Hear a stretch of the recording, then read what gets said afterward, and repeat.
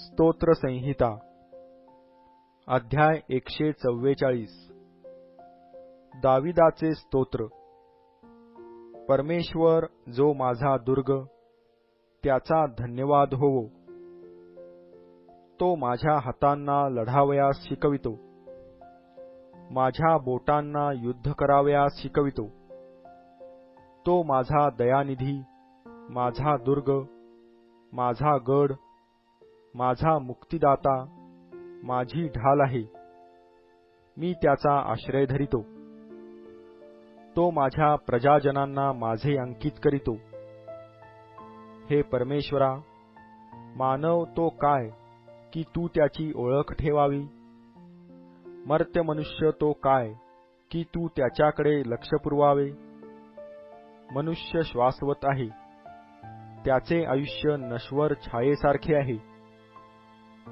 हे परमेश्वरा, तू आपले आकाश लववून खाली उतर। पर्वतांना स्पर्श कर, म्हणजे ते धुमसतील।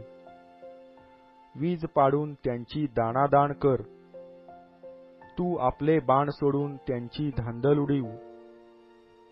वरून आपले हात लांब कर व महापुरातून, परक्यांच्या हातातून मला सोडवून मुक्त कर।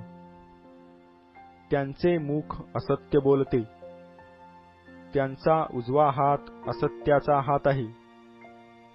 हे देवा, मी तुला नवे गीत गाईन। दशतंतू वीणेवर मी तुझे स्तोत्र गाईन। तूच राजांना तारण देणारा आहेस। तूच आपला सेवक दावीद ह्याला दुष्टांच्या तरवारीपासून मुक्त करणारा आहेस।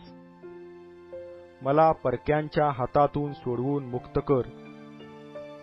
त्यांचे मुख असत्य बोलते, त्यांचा उजवा हात असत्याचा हात आहे।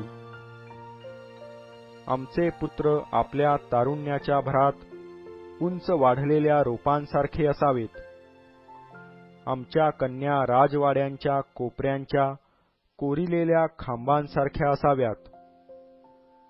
आमची भांडारे भरलेली असावीत, त्यातून सर्व प्रकारच्या वस्तू मिळाव्यात।